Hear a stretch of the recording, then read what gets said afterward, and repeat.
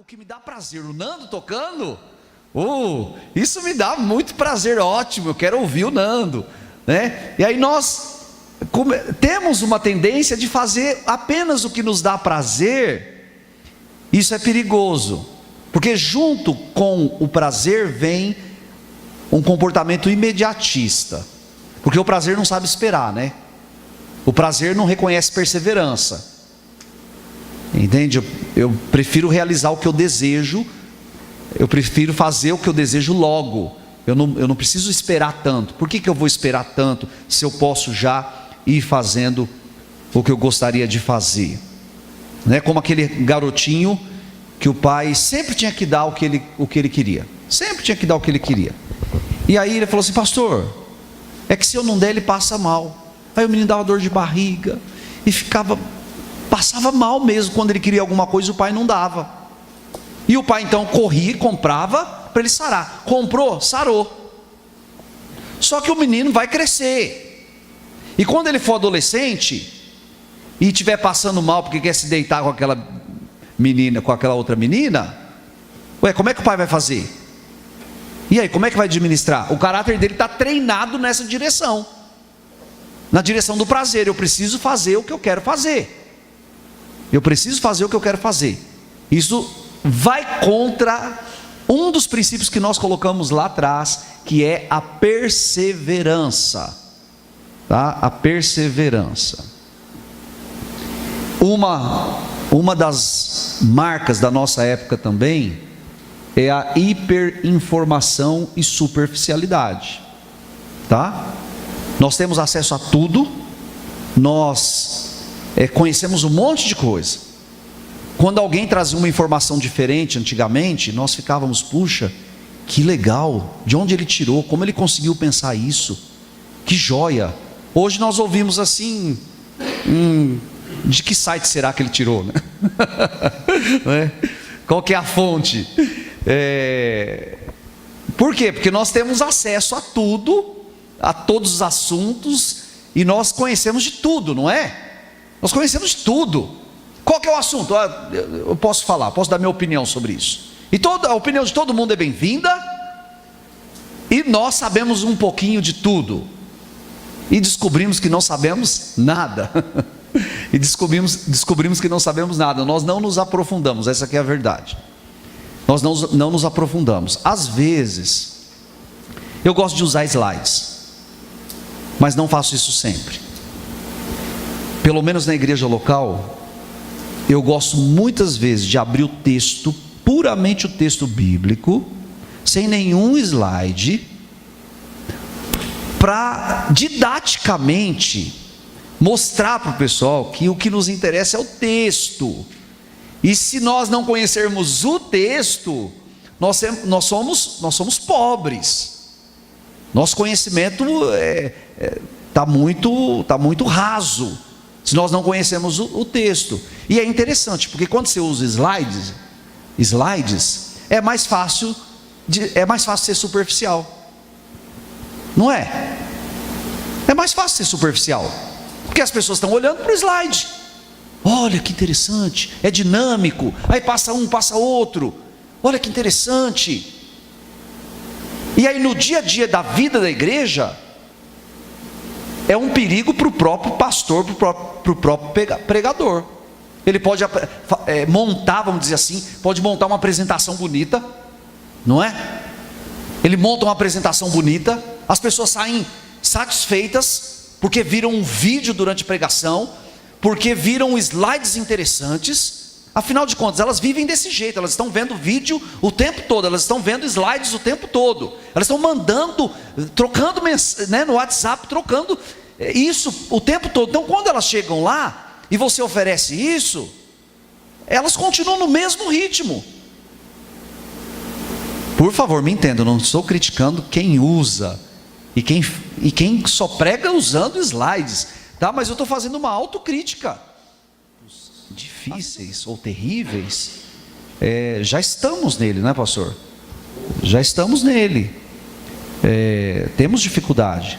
Então essa consciência pluralista que vem a partir da prateleira afeta, a princípio está lá na prateleira do mercado, mas vem para a prateleira da fé e passa pela pluralidade de opções e pelo descartar facilmente, inclusive coisas que seriam inegociáveis, que o Evangelho não abre mão delas, e nós abrimos com maior facilidade, porque esse é o nosso dia a dia. Nós precisamos nos levantar contra isso, não é? Que o Senhor mesmo nos abençoe, e eu quero agradecer a bênção da oportunidade aí, de todo esse trabalho, né, da editora Central Gospel e a Faculdade Piaget, dar esse espaço aí para nós. Eu vou usar a bênção da oração do pastor Vacílio já como sendo bênção para nós. A gente tem um tempo curto mesmo, e realmente eu concordo com o pastor, não dá para abordar tudo. Então eu já vou dizendo de cara, tudo que eu vou falar para vocês não é meu. Você tem que, quando você fala de consciência pluralista e a igreja, você tem que montar nos ombros de pessoas que já estudaram muito mais do que a gente.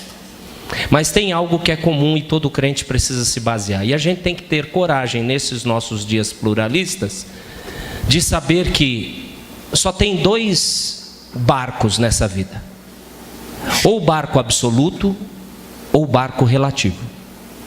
E se você quiser se caracterizar a nossa época, que alguns chamam de pós-moderna, outros dizem que ela não existiu, ou não existe ainda, de qualquer forma, você precisa dizer, ou você é relativo em todos os valores, ou você é absoluto.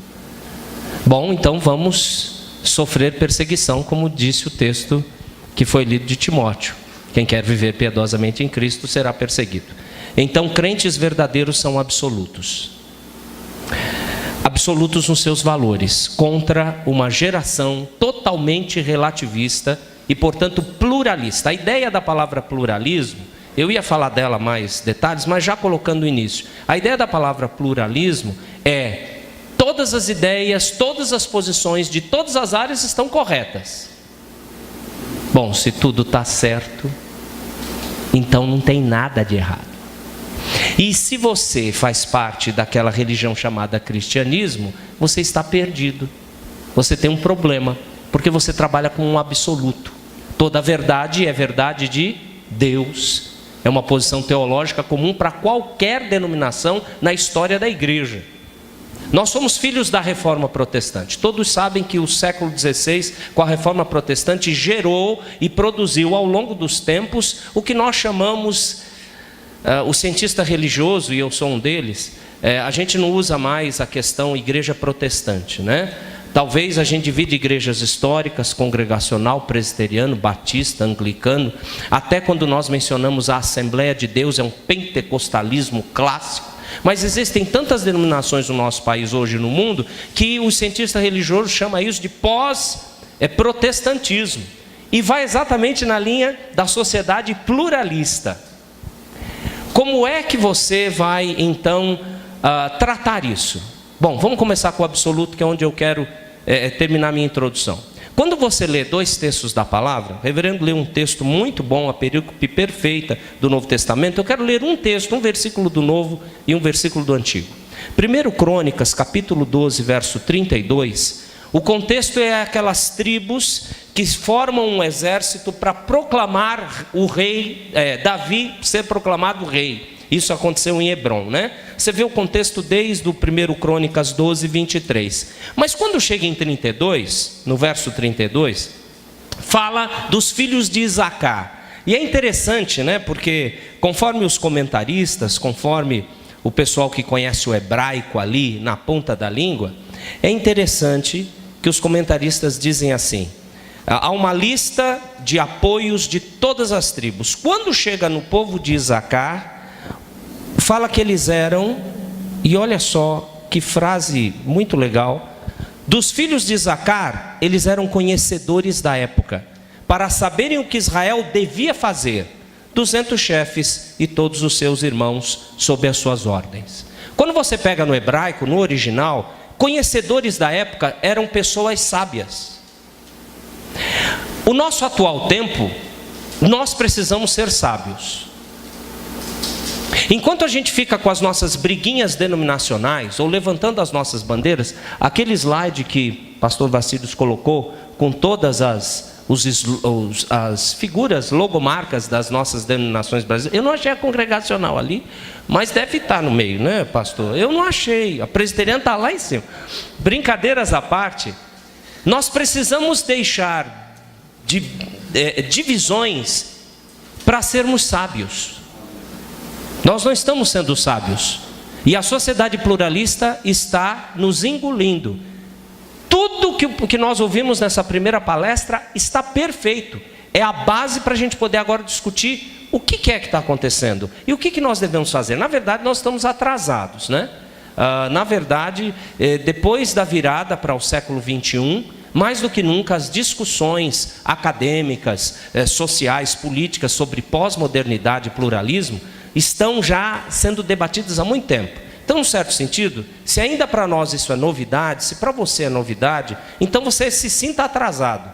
Porque eles estão, o mundo, a nossa sociedade, onde estamos inseridos, onde Jesus falou que é para ficar nessa sociedade, não é para fugir do mundo. A oração sacerdotal de João 17, em João 17, o Senhor Jesus foi muito claro quando ele orou ao Pai Eterno: não peço que os tires do mundo, mas que os livres do mal. Então, ótimo. A questão é identificar esse mal. O que nos destrói, o que nos separa, o que impede nós, cristianismo bíblico autêntico, de fazer realmente o papel para o qual fomos chamados. Então, esse texto do Antigo Testamento fala que nós devemos ser conhecedores da época, semelhante aos filhos de Isacar. A gente precisa ser sábio, a gente precisa saber analisar bem.